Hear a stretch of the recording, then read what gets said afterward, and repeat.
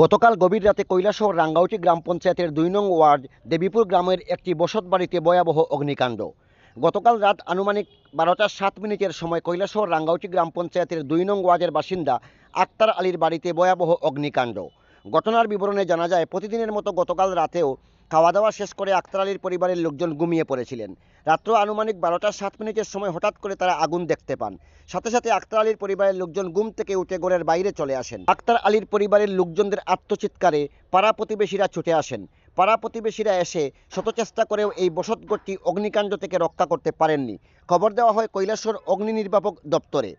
অগ্নি নির্বাপক দপ্তরের কর্মীরা ঘটনাস্থলে ছুটে আসেন। অভিযোগ, ঘটনাস্থলে অগ্নি নির্বাপক দপ্তরের গাড়ি পৌঁছতে প্রায় ১.৫ ঘন্টা দেরি করে। অগ্নি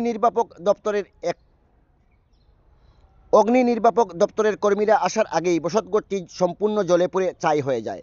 আমাদের সাথে কথা বলতে গিয়ে রাঙ্গাউটি গ্রাম পঞ্চায়েতের ২ নং ওয়ার্ডের পঞ্চায়েত সদস্য নজরুল ইসলাম বলেন, ক্ষয়ক্ষতির পরিমাণ আনুমানিক ২৫ লক্ষ টাকা। ঘরের মধ্যে ছিল একটি পালসার বাইক, ফ্রিজ, টিভি, খাট, মোবাইল সহ প্রচুর পরিমাণে স্বর্ণালংকার। বাড়ির মালিকের দাবি, তাদের ঘরে ওনার ছোট ভাইয়ের বিবাহের জন্য কয়েক লক্ষ নগদ অর্থ ছিল, যা পুরোপুরি ভস্মীভূত হয়ে গেছে।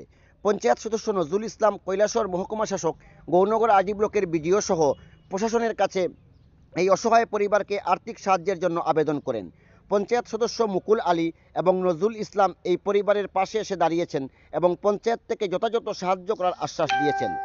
ভস্মীভূত বসতবাড়ির অবস্থা এবং এলাকাবাসীর বক্তব্য আমরা দর্শকদের উদ্দেশ্যে তুলে ধরলাম। 25-26 লাখ টাকা হইব। কারণ কোনো জিনিস বাঁচানো গেছে না, কোনো জিনিস বাঁচানোর মানে ক্ষমতা হয়েছে। কি জিনিস নষ্ট হয়েছে বলে আপনারা ধারণা? বাইক আছে, সোনা আছে, মোবাইল আছে, মোবাইলটা বন্ধ করতে পারছে। এরকম অবস্থা হয়েছে। আর সোফা আছে, বন্ধ করা গেছে, একটা ফ্রিজ আছে, কোনো কিছু বাহার গেছে। আলনা পালং আছে, এটা তো আছে, একটা ঘরের মধ্যে কত কিছু আছে, কিন্তু আপনারা বিদেশি কমল আছে। এখন আপনারা সরকারের কাছে কি চাইন?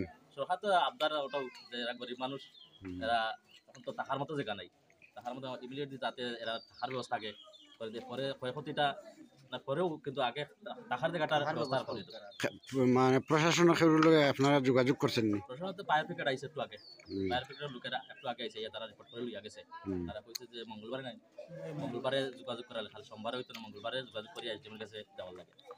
আর আমরা পঞ্চায়েত থেকে এখন সেক্রেটারির কাছে আমি আলাপ করছিলাম, সেক্রেটারির কাছে ইমিডিয়েট দিয়া এসডিএমের কাছে মানে তারা দরখাস্ত করা লাগে। আর তাই আইব সম্ভবত, তাই আমার কইছে আমি আই এটা দেখো, পরে আমরা পঞ্চায়েত বইয়া দেখো এরা কিতা করা যায়। কত বুঝা না পাই, সম্ভবত শর্ট সার্কিট থেকে কিছু হইতে পারে কত নিজে দেখছি না চৌকি। এখন তারা আমি জিজ্ঞাসা আছে যে মানে বাতাস আইছে, তারা ভাবছে বাতাস আইছে, যে মনে মেঘ দেয়, আর ওই মেঘের কারণে মানে তারা একটু ডরাই গেছে, কি টাস টাসটা ডাকে, তখন তারা বাড়ি দেখা যায় আগুন লাগছে, পুরা ঘরে ধরে নিয়েছে। ঠিক আছে।